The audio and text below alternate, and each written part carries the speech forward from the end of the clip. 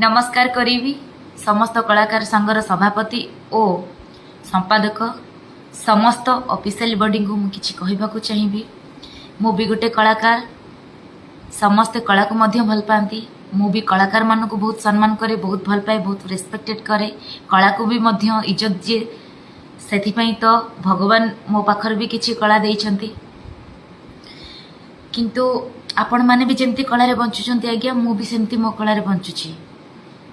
जो घटी जाइथिबा घटना को आपण माने भूली जातु। किछि गोटे मिसअंडरस्टैंडिंग हेतिला जा फल मते किछि जण कहितली। मु समस्त कलाकार को केबे भी खराब बोली कहिनी, केबे भी आक्षेप करी कहि नथली।